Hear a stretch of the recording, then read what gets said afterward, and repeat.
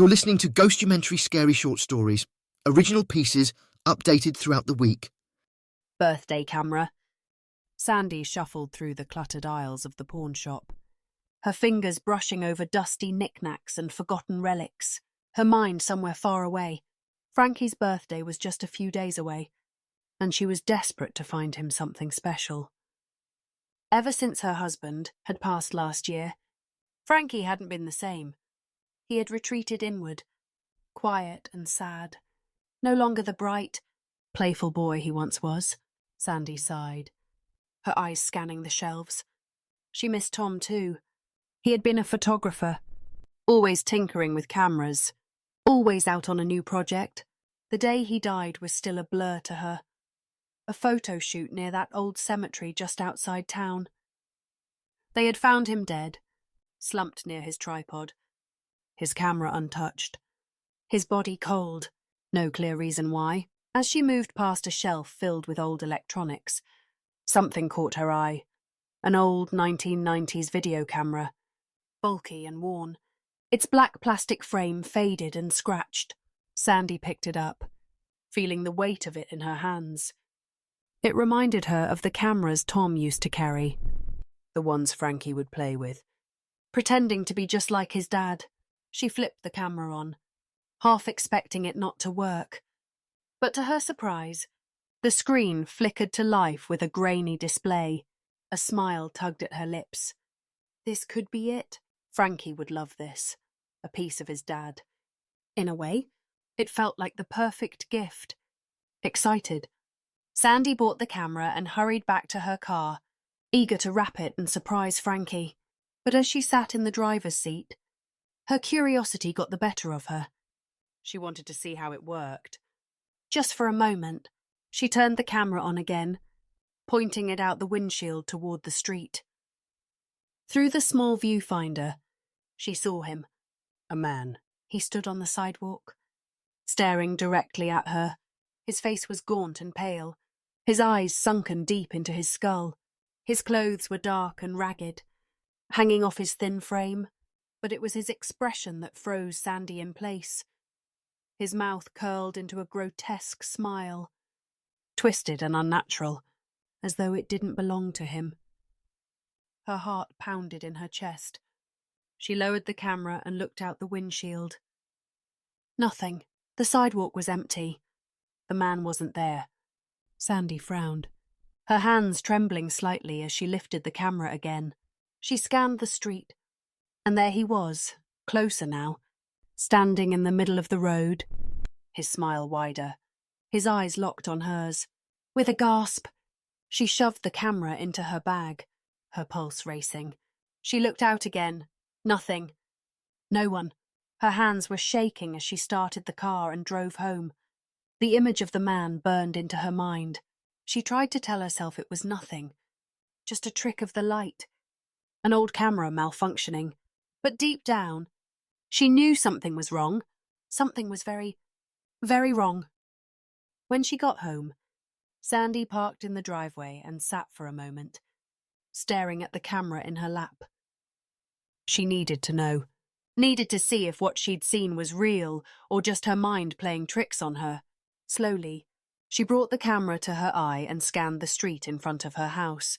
There was nothing unusual, no sign of the strange man. She exhaled, feeling a flicker of relief. But then she panned the camera toward the driveway, and there he was. The man stood at the end of the driveway, his hollow eyes fixed on her. He was closer now, much closer than before. His expression had changed too. His smile had faded, replaced by something darker, angrier. Sandy's hands shook so violently that she almost dropped the camera. She scrambled out of the car, her heart hammering in her chest. She ran to the front door, fumbling with the keys as panic washed over her. When she finally got inside, she slammed the door shut behind her, locking it tight. She threw the camera onto the kitchen table, breathing heavily, her mind racing. What was happening? What was she seeing? Was she losing her mind? She picked up the phone and dialed Philip, one of Tom's colleagues. Her voice was shaky, as she asked him if Tom had ever mentioned anything strange before he died. Philip paused before answering. "Not that I can remember," he said slowly. "But now that you mention it..." Tom was acting really strange that day. He was nervous, hesitant to take any pictures, like he didn't want to be there. Sandy's heart sank. She thanked him and hung up, staring at the camera again. She didn't want to, but she had to know. Gathering all the courage she had, she picked up the camera once more and lifted it to her eye. This time, she pointed it at the kitchen window. The man was standing right outside, his face pressed against the glass, his eyes wild and burning with fury. His hands were splayed against the window, as though he was trying to push his way inside.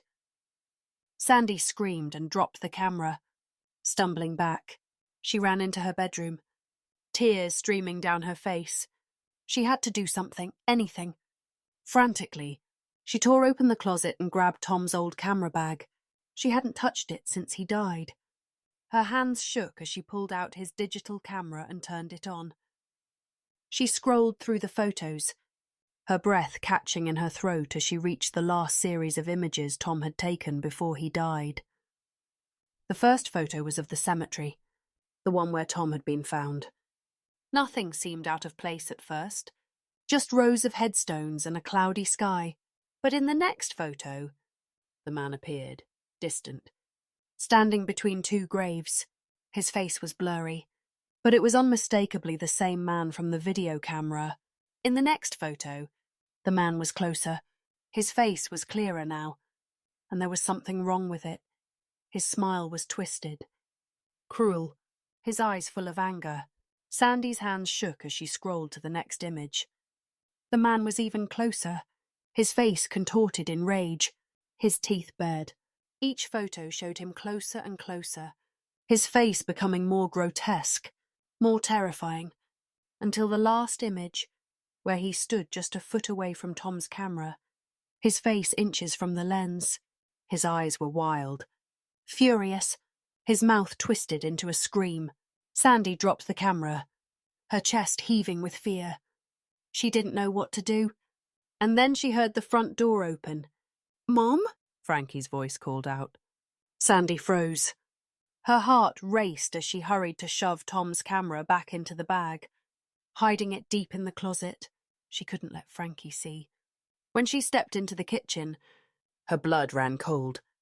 Frankie was holding the video camera, his face lit up with excitement. "Is this for me?" he asked, smiling. "It doesn't work, though. Everything on the screen is black." Sandy's stomach twisted as she watched him raise the camera to his face again. She moved toward him slowly, her hands trembling as she looked at the screen over his shoulder. It was black, just as he had said. But she knew why. He wasn't pointing the camera at just anything. She reached for the camera, her breath shallow, and slowly tilted it upward as the lens moved. The blackness began to fade until she saw him. The man. He was right there, in front of them, blocking the camera, his face contorted in rage. Sandy screamed, her voice piercing the air as the camera clattered to the floor. Looking for more scary tales? Subscribe to our podcast and visit ghostumentary.com. Let us know what you think or share with us your scary tales. We might just make a new story from it.